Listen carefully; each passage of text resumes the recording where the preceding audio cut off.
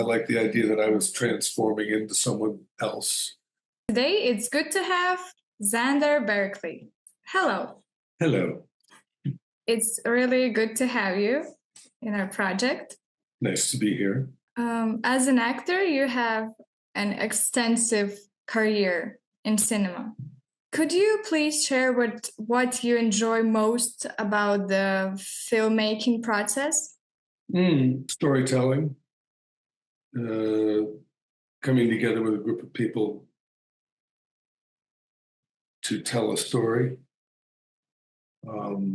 specifically from the acting point of view is human psychology and being interested in it from all the way back and still being very interested in it and trying to or wanting to reveal truths, or as far as I can perceive from my point of view, what a truth is about human behavior and human psychology, so that in the midst of storytelling, people get to consider more about different types of people in different types of situations.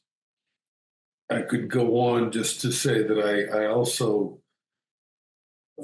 like I said, the coming together as a group to tell a story, I loved it in the theater from early on. And I loved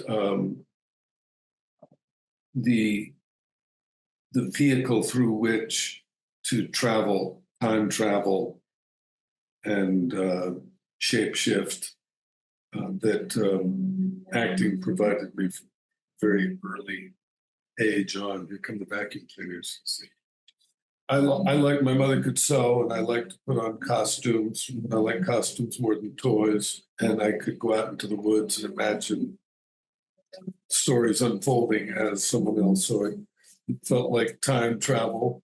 It felt like traveling through space, because sometimes the people were from other countries. And then as I got into theater, I loved coming together with a group of people to create an atmosphere and an environment. Oftentimes, because I'm an artist, a painter, and a sculptor, I would help out with the set or with masks and makeup and stuff like that from very early on. That whole magical transformation aspect of storytelling. And then with movies, you actually get to go to foreign countries and inhabit another environment. And I chose a lot of the movies I did because of the countries they filmed in, and were willing to send me to not be a tourist, but to be a worker in another country. And so getting to insinuate myself into another culture and see and make observations from there about other cultures and people. Looking at types, I draw everywhere I go, so I've always been fascinated by the different types. When I speak about the psychology, different characters, I try to get in. I'm very interested in human psychology and what makes people tick. And when I read a script, I read it several times and really try to meditate on who is my character and how did they help tell this particular story, and what psychological truths could I reveal along the way that would be interesting about them, maybe almost like hidden clues. And also, I think I like thinking of ways to make the ride exciting for the audience without in some way being manipulative or being dishonest about who the people are. But I think people are unpredictable, and I think people make moves you weren't expecting them to make, and that re-engages the attention. So I've tried to incorporate that a little bit as well. To become an actor, was it your dream from childhood? Yeah, I would have to say it was. I had an older sister, 2.5 years older, and she sort of, I jokingly say, she staked out the turf of the artwork. My father was an artist and became an art director for a publishing company that gave us art supplies.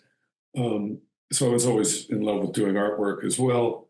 but that was going to be her territory. So I was like, I loved the costumes. I loved the make believe aspect of acting, the transformation. And very early on, my father got me a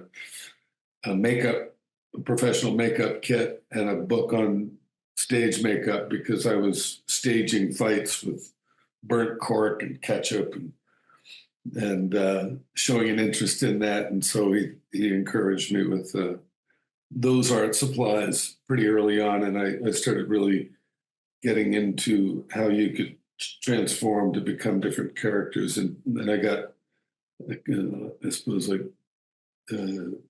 kidnapped into the circus when I was about 15. I got brought into a really great theater company that was an offshoot of a group out of New York City that was living in the country in New Jersey, and they were really doing experimental theater, really interesting workshops and plays, and I fell in love with that. I tried when I went to college to get a proper liberal arts education because people didn't grow up where I grew up anyway, thinking you could have a career as an actor. So I wasn't sure that was a practical consideration until I was in college, and my parents came and saw me in a play, and my father made it clear that if that's what I wanted to do, I had his support all the way. And so yeah. Do you remember your first role in acting? I think I played Thomas Jefferson in third grade, one of our founding fathers, and my mother helped me with the costume. I had the ruffles and everything else, and I remember feeling like I was 6'3" in third grade when I walked out on that stage and played Thomas Jefferson. I have no recollection of the play. And then I played, the eighth grade was doing a play, a musical of Tom Sawyer when I was in sixth grade. And I auditioned for the non-singing role because I didn't know if I wanted to get up and sing in front of my friends. But there was the character role in the classic story of Tom Sawyer. There was the younger brother who was. It was almost like the villain. It was almost like my first bad guy role because he was a pest and a heckler and a thorn in Tom Sawyer's side, and he had a closer. He was always telling on him and stuff. So it was really fun. I got a lot of laughs and really got into creating a look for the character. And so that was a real strong moment to be 11 or 12 and going, wow, I like the laughter. And I did a lot of comedy in the theater in the beginning, and then I didn't end up doing so much comedy later. What kind of genre do you enjoy the most in acting? Genres, all genres. I can't think of a genre I'm not interested in. I do love storytelling, and I love telling stories in different genres. Yeah. Which projects have left the most lasting impression on you? Well, always remember your first.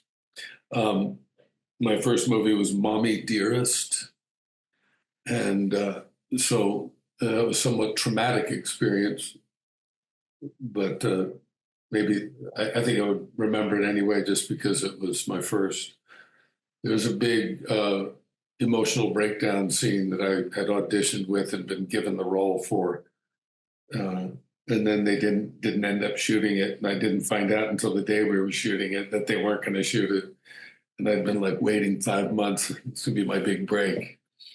And so that was Faye Dunaway had sort of been chewing up the scenery, as they say, for 5 months, driving the director and everyone a little insane. And so they just wanted to get it over with. And my scenes at the end of the movie were shot towards the end of the movie. And so they were kind of rushed along. But after that, the movie Sid and Nancy was, I think it was Gary Oldman's first or one of his very first movies. Roger Deakins was the cinematographer, and he's, to me, still, I think, maybe my favorite director of photography out there. And Alex Cox was a wild and brilliant young auteur who thought he could do no wrong, and so he made very bold choices. And um, it was a strong group that came together to make that movie. And a lot of us stayed very close friends for a very long time. And I got a lot of movies, I think, because of that movie. It was very critically acclaimed, and great filmmakers of that time were all like, ooh, that movie, and playing the drug dealer and doing a bit of shape shifting in that. I know that got me a lot of work with directors like Mike Figgis and Todd Haynes and other directors that I really liked. I was brought to their attention because of that film.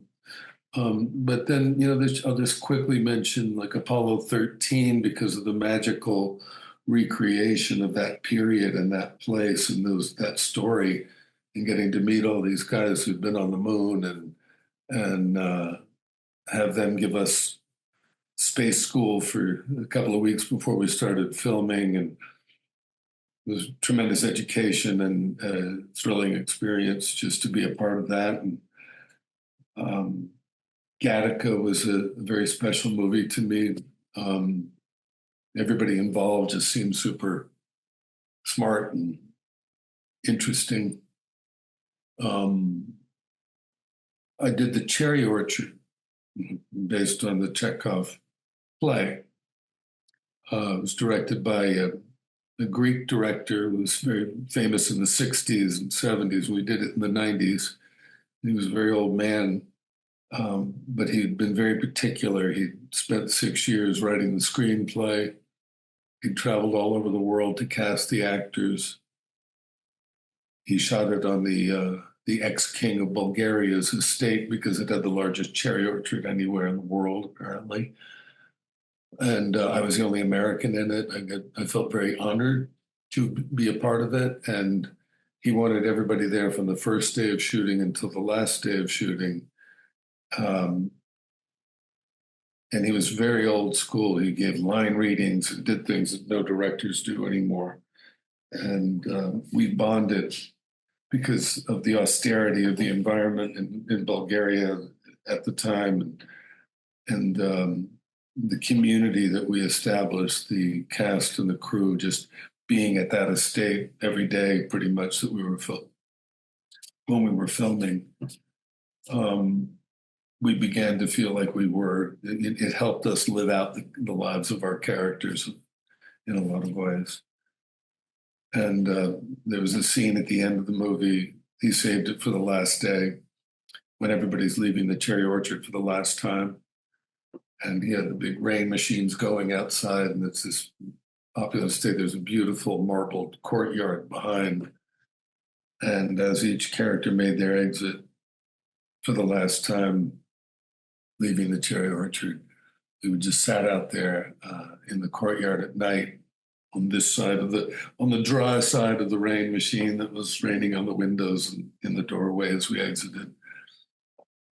And we just sat there in silence, one after the other. And we all began to weep because, and it brings it back for me right now, because we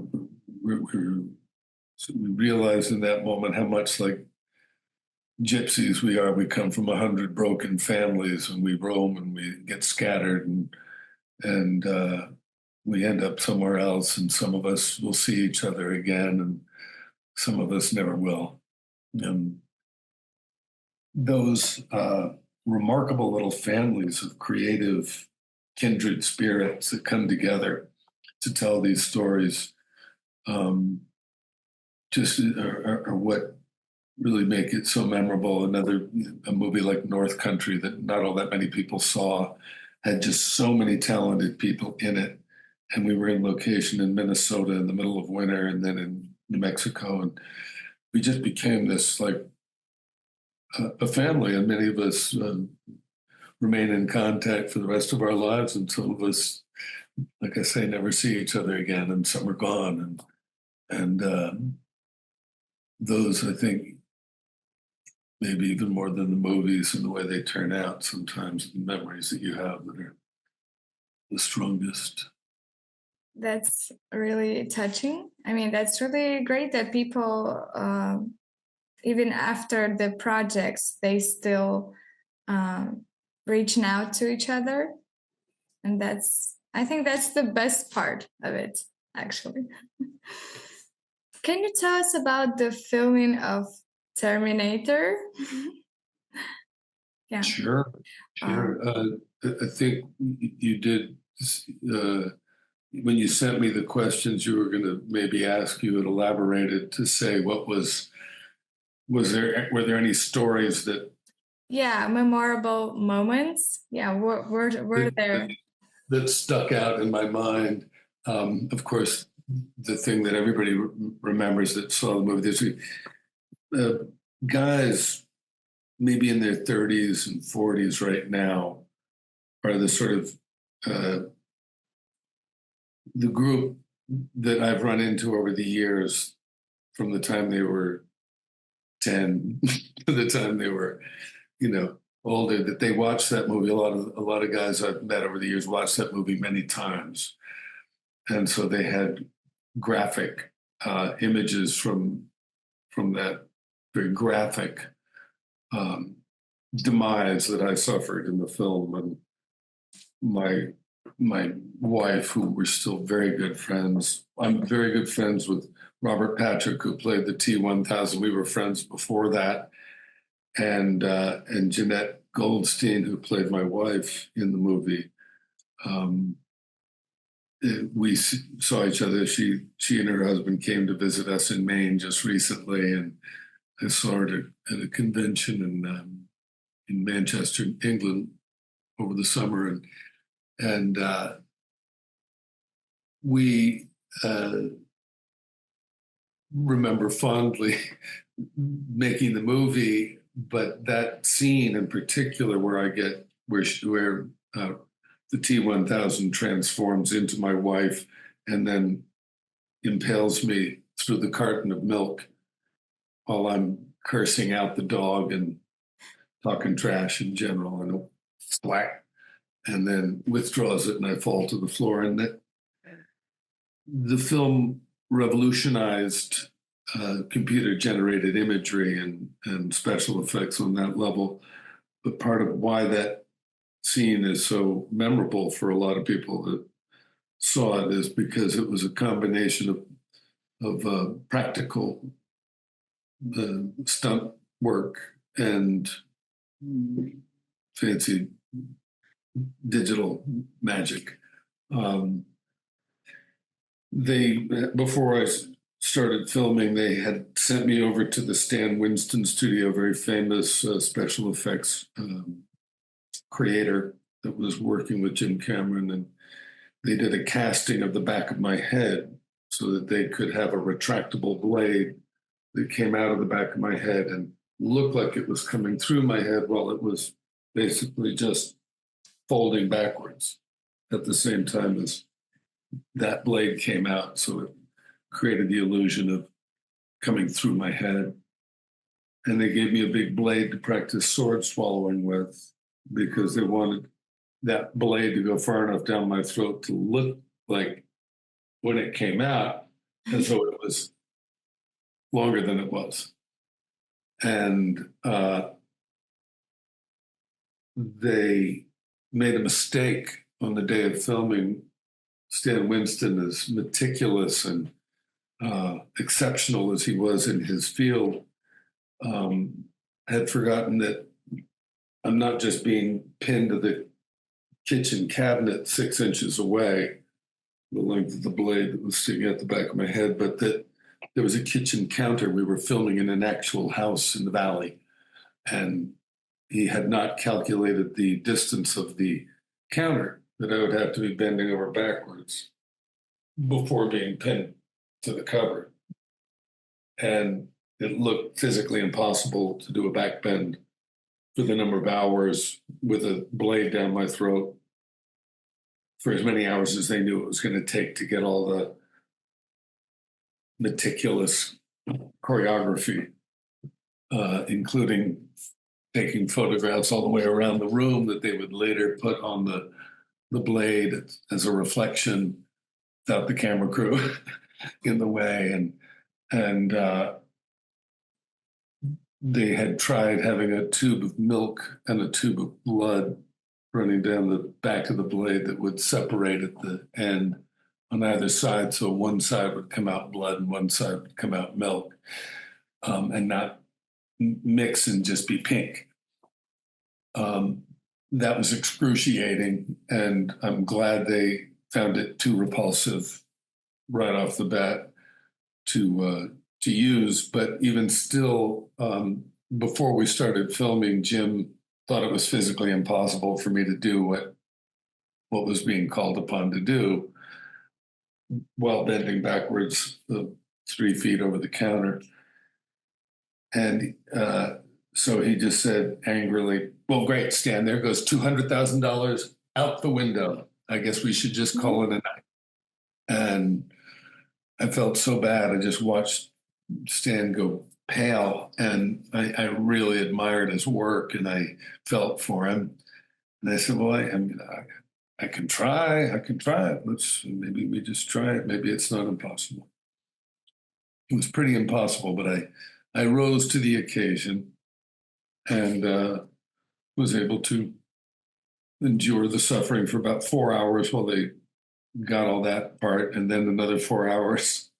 That was just as bad. That was always part of the plan, which is when I slumped down at the end and I just left there.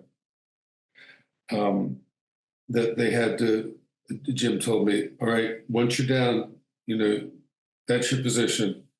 And if you move this much, you'll fuck up the shot.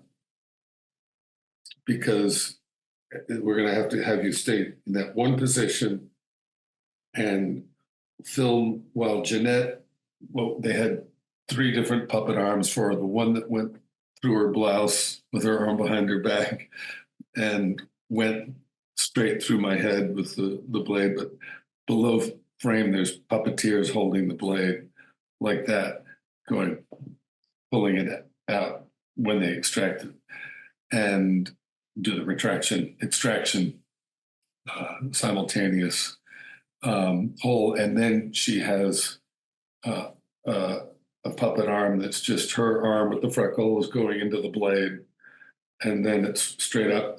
And then they have another one where it's her arm, and she sort of looks at her hand or something, and then her arm goes down, and it's still the blade, and then it's just her arm. And basically, they do these, like, I don't know if you had in Russia dot-to-dot books for drawing when you're really little. You draw 1, 2, 3. Oh, when you see an image. Basically, they use those different points as dot-to-dot structures that they would then digitally create the in-between points with. And so then the guy that was Robert's stand-in, who would wear the silver suit when he had to just be liquid metal, stood there after Jeanette. And then Robert came in the police uniform and stands there and then walks out of frame. And all of those takes and all of those moments and everything else, I just had to be there like this. And it was about 4:00 in the morning, and it was winter in LA when we were shooting, and the sliding glass kitchen door had all the cables for the camera and the sound department coming through right next to where I was sitting. And it was just freezing cold, and there was a swirl of milk and a swirl of blood that Jim Cameron himself would come with a little tool and make the swirl just perfect before each take, so that it kept being absorbed into my blue jeans, and then he'd have to come and refill it. So it was just freezing. You can just imagine I've never been this explicit in telling the story of my physical discomfort, but it's so long ago, and they sent me a very nice bottle of champagne, and I am proud to this day to be a part of maybe one of the more memorable deaths in cinema history because of it. I'm always curious how you do that work behind the scenes, what's happening, how they do that, how did they figure this all out, and it's really interesting to. Painstaking, as they say. And the film Heat, which has become actually a classic, and it's known for its attention in details. Could you speak about your involvement in that film? I guess because I did a double episode of Miami Vice that was sort of an important double episode at the time, and I think that's what brought me to Michael Mann's attention. And then I ended up doing another episode as a totally different character, and the casting director had offered me both of those parts, who worked very closely with Michael. As a result of Sid and Nancy, as a matter of fact, I got my first offer where I didn't have to audition.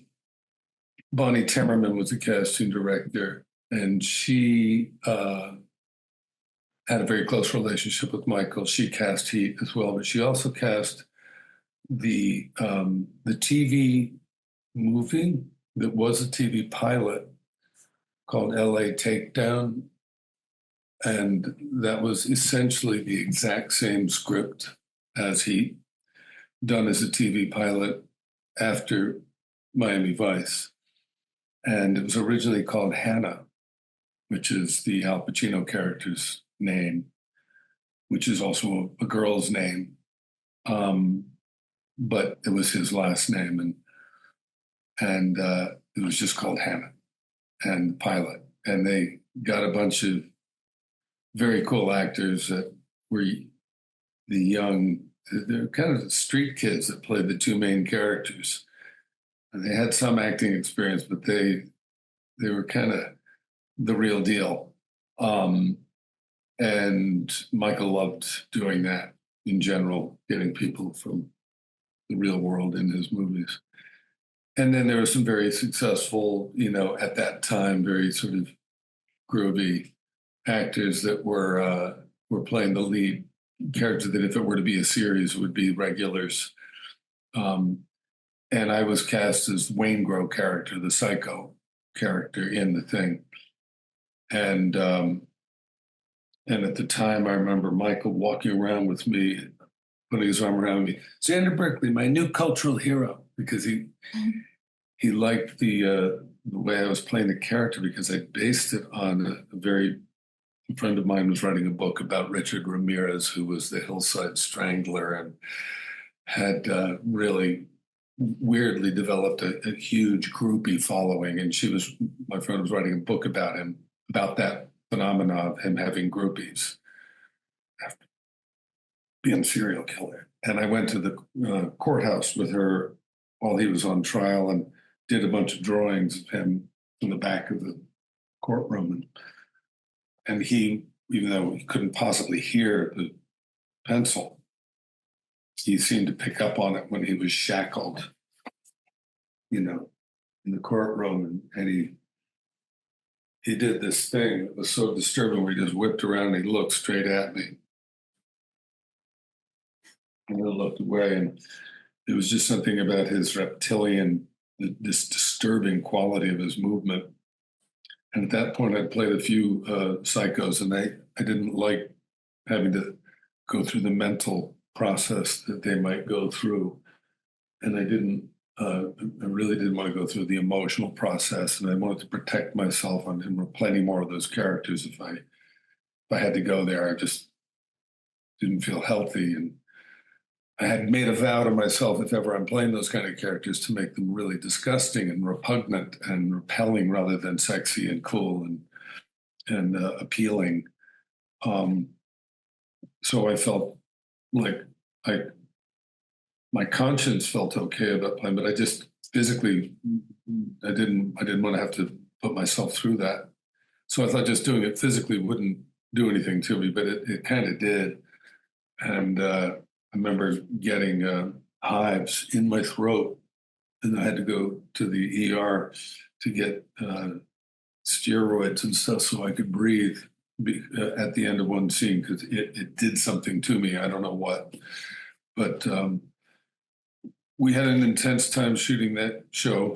First of all, Michael started making some compromises, I think, that impacted the quality of the series. He started second guessing the title. It wasn't Hannah. Next thing you know, it's L.A. Takedown, which sounded an awful lot like Miami Vice.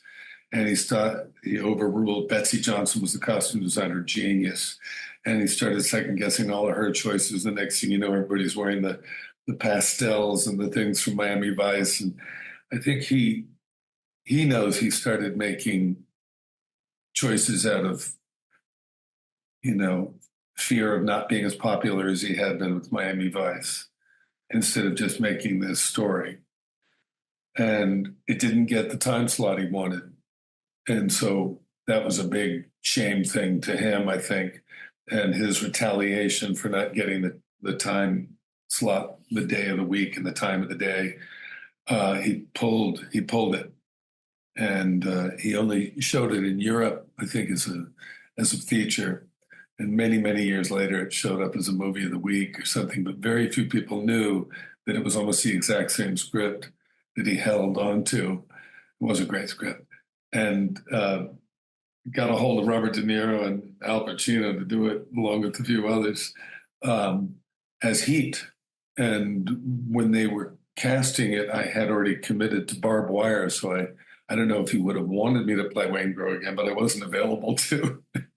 And the choices you make, everything you say yes to, you're saying no to the other things that might have come along. It's something that you learn along the way. But a bird in the hand is worth two in the bush, as they say. And so I was doing the bird in the hand was Barbed Wire, and my schedule only allowed me to do one day. And Michael asked me if I would do the role of Ralph for that one day.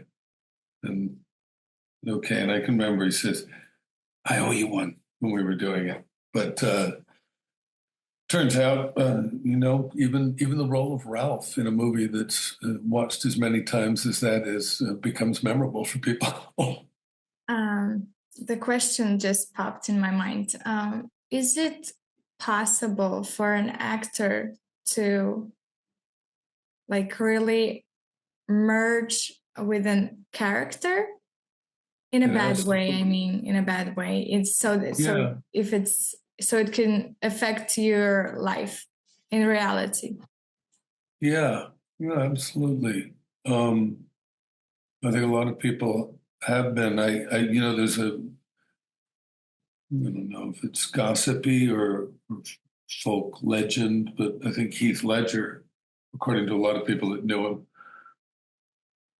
got really sucked into what he was doing with the Joker, and it took him to a very dark place that he didn't really manage to come back from. You're playing around with, like my story, it's body chemistry as well as psychology, as well as emotions. At a certain point when you're doing it for throughout your life, you learn to not take it home, and you learn to protect yourself. There's certain types of characters I just won't even consider. My manager knows not to even run it by me. I stayed away from horror because, I would never do it. I did Candyman because it was smart art horror, really psychological and really interesting, investigating urban legends and the I just want to say right now, we just lost Tony Todd, and he's another one of those guys that became a friend for life. And I still feel weeks later, just like a depth of that loss, as I'm sure all of his fans do. He was just a magical, sweet, sweet human being. Yeah, he's a But we really all, good person. yeah. And so, yeah, we all came together to tell that story, and it felt really special. You know, Clive Barker and Bernard Rose, mad British director, just so talented and smart. And I knew I was getting involved in something different with that.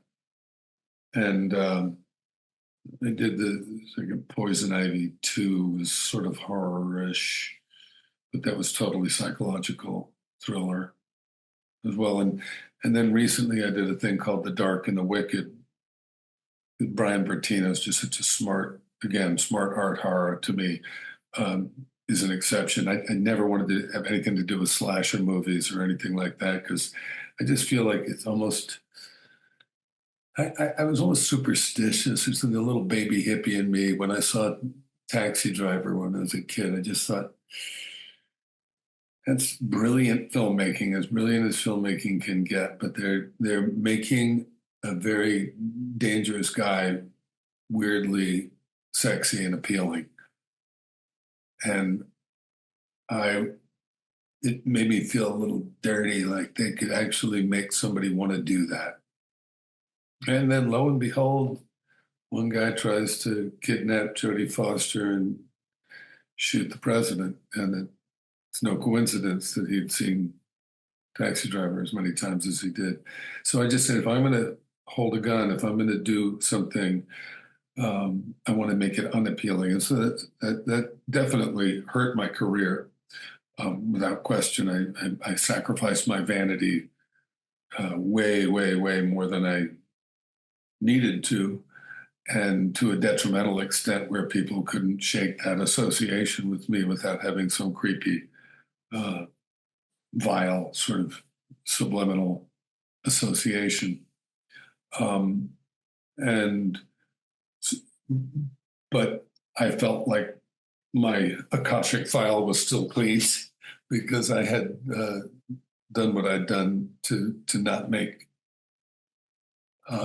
those kinds of behaviors appealing to anybody. And I got steady work out of the deal, and I'm still getting work, so I ain't got no regrets.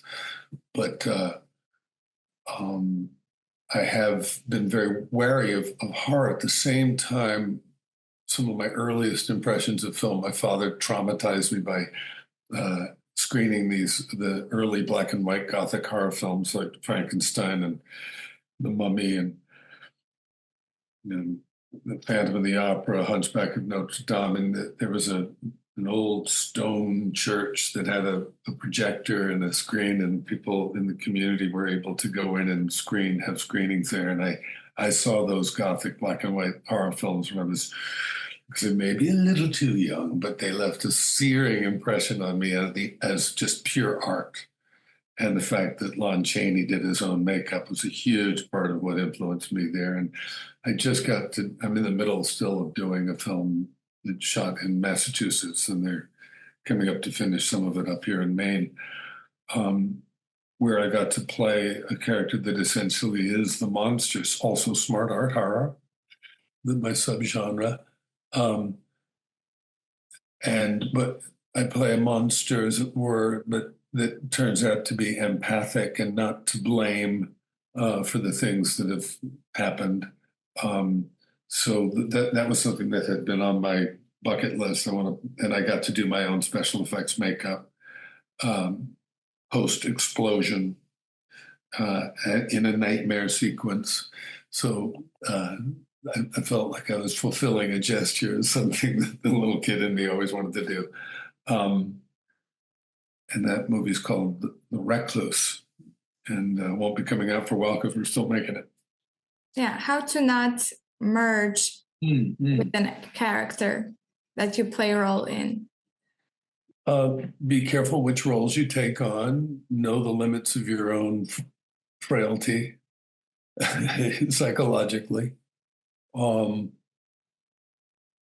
get too carried away. Know how to separate. And just like, to me, fame itself is like something I warn people about. It was the brass ring everybody went grabbing for. That's what they're thinking. That's why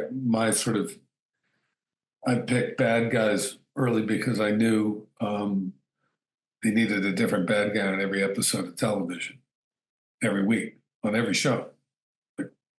That was like steady work to me. I had 10 years of theater experience, and I needed to get some film experience before I went out there doing something that people would remember. And I didn't know at the time they'd still be showing those episodes of television 40 years later. But I started experimenting with a wide range of characters then, and some of them were,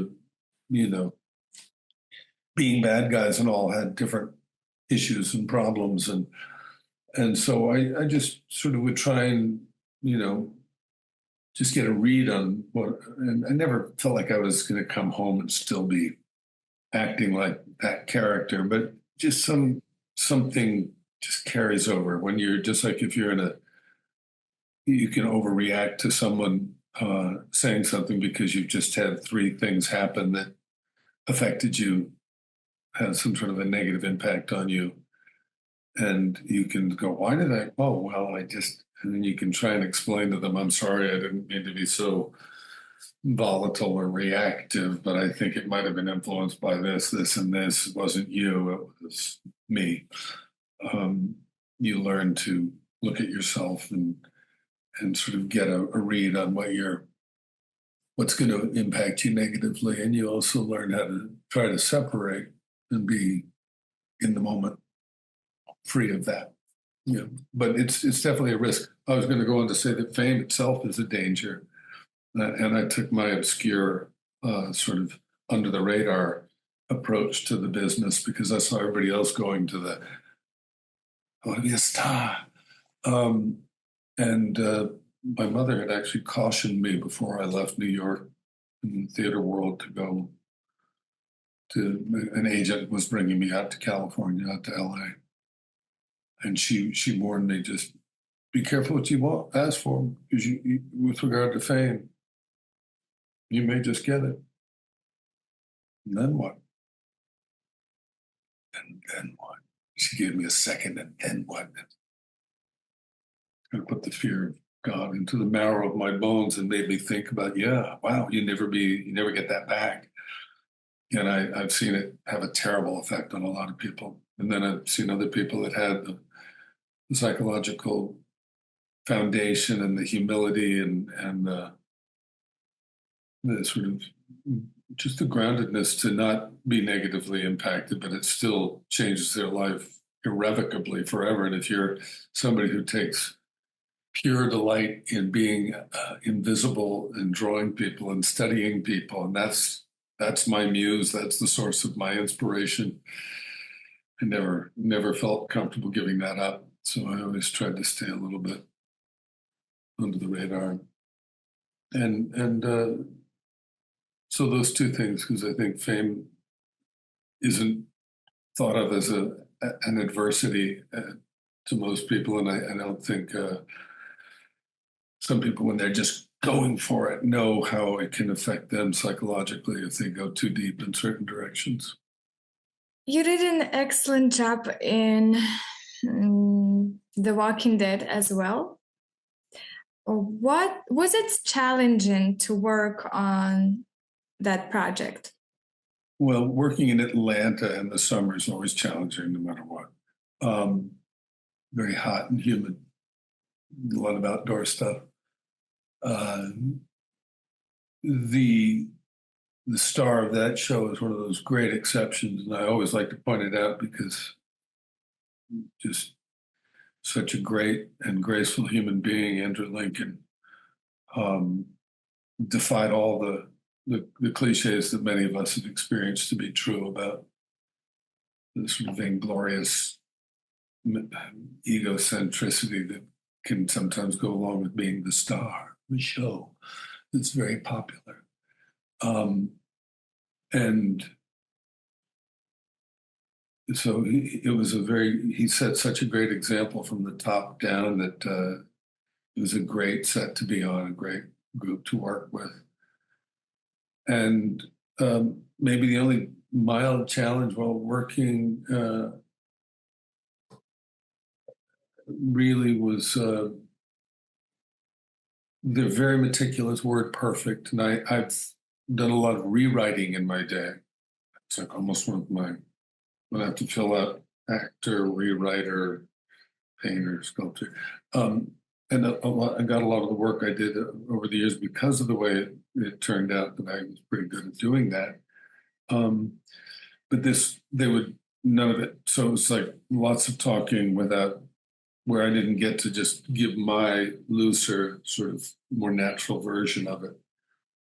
But I really enjoyed that because I found that every time the specificity for them was really paid off. They really knew what they were doing, and I liked the discipline of it. And I got a lot of the really tight dialogue stuff that I had to do on the shows with Stephen Ogg, and he and I hit it off, became fast friends immediately, and we loved going out and practicing our lines for the scenes that were coming up and getting them word perfect, and so that was a university. I was disappointed in some of the ways that they took my character because they were going to go one way, they went another way with it. But that's always, I can remember I wasn't sure I wanted to play the guy because he was such a despicable human being in a way, and it was a bit of career suicide because they always say never play a coward, never play a groveling coward, never play one that's also a womanizer and also just like every bad quality. And so again with this Vanity Sacrifice, I told the writer when they offered me the part, I said, this guy just seems like such an asshole. Is there any reason why? I said, I got two daughters now, and I want them to be able to flip through the channels after I'm gone and see me playing some other than a douchebag. Mm-hmm. And I said, yeah, but it's going to be funny. I always like the way you bring humor into everything you do, keeping it real. And I used to be a comedy writer, and so I think I'm going to make this funny. And he did. And I had a good time with that. And then he wasn't the lead writer at one point. He was moving on. I think they were starting Fear of the Walking Dead around that time. He moved on to that. And they just did, I don't know whether it was because of people's schedules or what, but the direction they were going to go at one point, after spending a season where I was just like out in the prison yard being broken down. And they said, but you're going to, the word was, you're going to be built back up and you'll be the top again, and then you'll meet your demise. And I always knew I was going to get hung. And I have a death reel on YouTube, and I wanted somebody to add the hanging scene in. So I got killed off differently or sooner than I was expecting. And that was maybe the hardest part, because otherwise I really loved working on the show. What's your favorite movie? Do you have any that you enjoy watching over and over? A tough one? It's a tough one, yeah. I'm an arty cinephile more than most. I can go back to Tarkovsky's films and Bergman's films and Fellini's films and Truffaut and just all those classic directors. I can watch their movies over and over again. It's like my favorite brand of granola. It feels healthy for me as an artist when I see those movies again and again. With the kids, there's the contemporary ones that it's still remarkable that we could watch The Wizard of Oz, The Sound of Music, Music Man. There's a much underrated musical out there, I think. And see the joy it brings. Like every Christmas we can watch Elf again and still be delighted by it. There's not that many movies hold up to the scrutiny of that many repeat viewings, and I think all those do for popular films, and then the other ones, the art films. Do you have any films that you enjoy watching at winter time? Christmas, some Christmas movies. Yeah, I just mentioned one, Elf. Oh, Elf. Yeah, That's it's popular. Um, I good one. I love Grinch. He's cute. Yeah, yeah, Jim Carrey, so much fun. Um, Yeah, yeah. I did voices for a while so that I wouldn't have to take bad movies or do bad TV shows to keep income coming in. After I bought a house a long time ago, I worked with a loop group that would bring me in for special things, like because I have a bunch of different accents that I do, and so they'd bring me in to replace performances in for movies that were shooting on location. And they found somebody they thought could act naturally, and it turned out that acting isn't all that easy after all. And they'd have to replace that guy's voice with somebody else that could make it sound like he could act. And I ended up doing a bunch of weird Christmas movies at one point, like playing the Santa Claus that wasn't a revoice, but in The Santa Claus, I played the original Santa Claus falling off the roof. I do his voice along with a few reindeer. He slips and slides off the roof. The stuntman did the fall, and I did the whoa, whoa, whoa. And like I say, a few of the reindeer. And then in Miracle on 34th Street, I did the remake they did with Attenborough. I did a bunch of background voices in that. So I felt like I participated in my Christmas movie. Maybe I still have a Christmas movie out there waiting for me. I've got the beard. I'm actually we have an inn in Maine. My wife and I, other people run it, but we kind of, again, keep it on the DL. I just had a reunion of 30 friends from my hometown. 15 of them with their significant others came up and stayed at the inn and a farm down the road where I'm trying to lure the film industry. So we have that set up there for that. But it's really nice to be part of a small town, and I'm going to be going out there. I have a 1930s Santa Claus costume, and I should be sporting it and reading "'Twas the Night Before Christmas" out there in town at the inn. It's an old wraparound porch, New England, 3-story, beautiful old inn. You look like a Santa right now. Yeah, So. yeah, I look like the old graphics, right? What's your latest play? Yeah, I've got a bunch of things. I keep going back and forth between playing billionaires and hobos. And the hobo from the 1870s was in this movie with Nicolas Cage called Miller's Crossing. Is a Coen Brothers movie. Very good movie, too. This was called Butcher's Crossing, Western, about the decimation of the buffalo. And I played a crazy old sort of homelessy kind of guy. And right after that, I played a billionaire on this TV series. And then I played a homeless guy in a movie about homelessness that's about to come out called No Address or No Address, depending upon how you say that word. And got involved with that. Shot in Sacramento, where there's the largest homeless encampment anywhere in the world, and the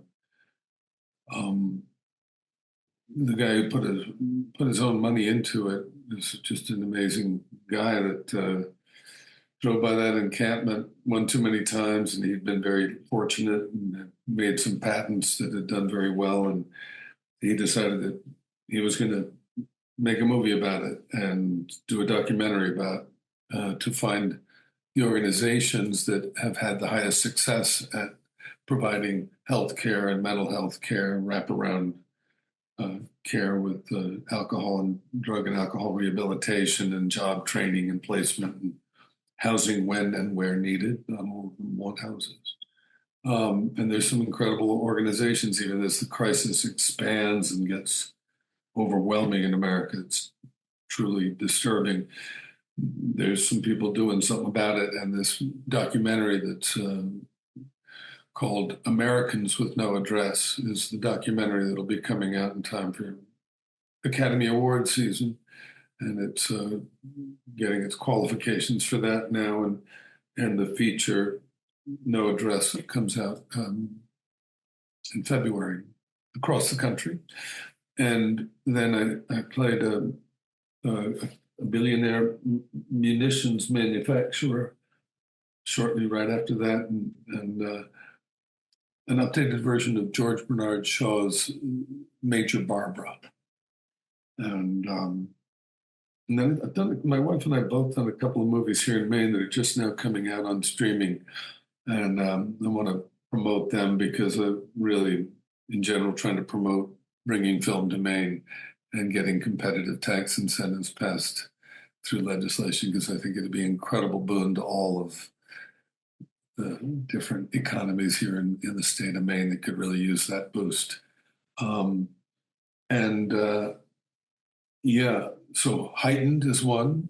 It delves, even though it's a comedy, into mental illness.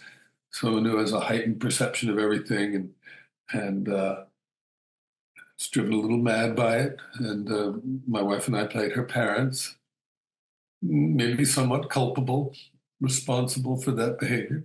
But it's a good movie that a young filmmaker from Maine went to LA and came back and made that movie here, Heightened. And another one that we did about the lobster industry called Ghost Trap that just started streaming this month.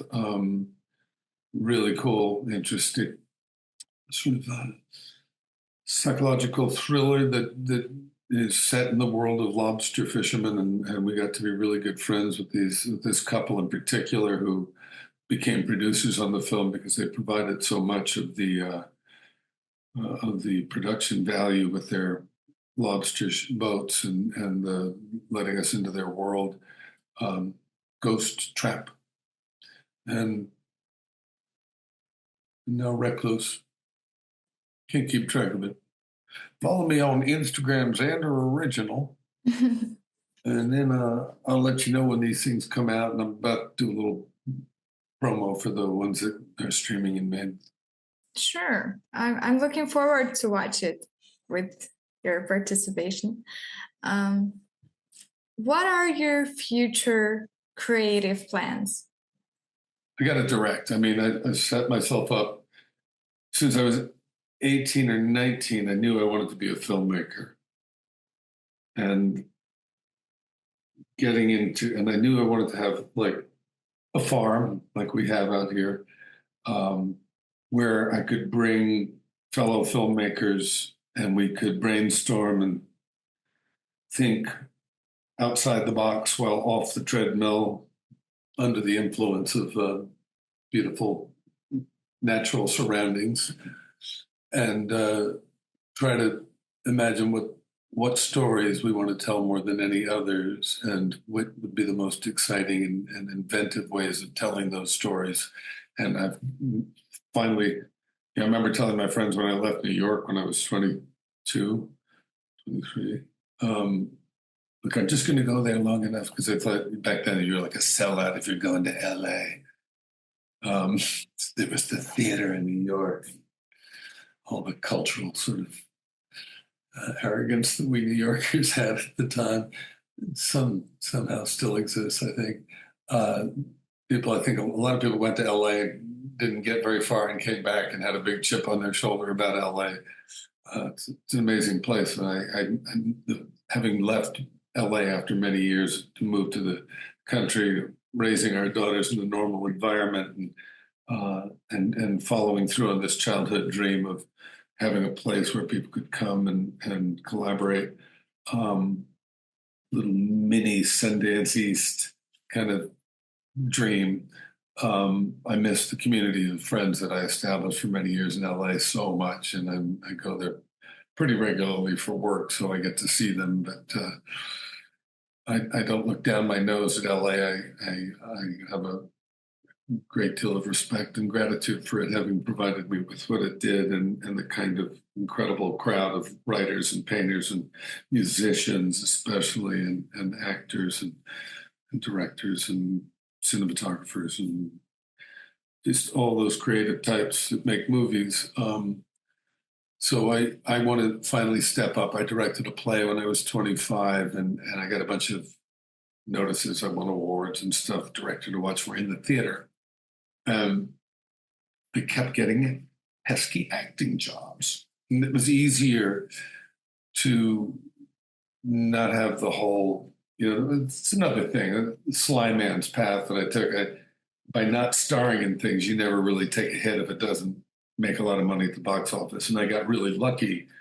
I chose to work with the best directors I could, the best who came along with the best cinematographers and the best editors and the best, composers and everything else that helped make everybody look good by being willing to play smaller roles in some things and not having to be, a marquee name. And then playing larger characters in smaller things and working with young first-time directors many times and people that I thought were going to prove to be really, there was a reason why I thought I should work with them. And in both cases, it was this desire to glean and learn as much as I could from directors so that when I did get around to directing, I'd be informed by all of that, as well as being a visual artist and film being a visual medium and being so addicted to music and its relationship to film. I've always wanted to get some musician friends to play live while one of the things the thing I missed the most from the theater was sometimes the playing of amazing musicians during a play, creating the atmosphere and the tempo and the emotional content of the scenes for you, so you didn't even have to act. It was just moving you to all the places you needed to be moved to. So I want to create those dream come true environments for actors that I always felt I got to experience, and all those that I didn't get to experience yet. I plan to. I hope it will come true. Mhm.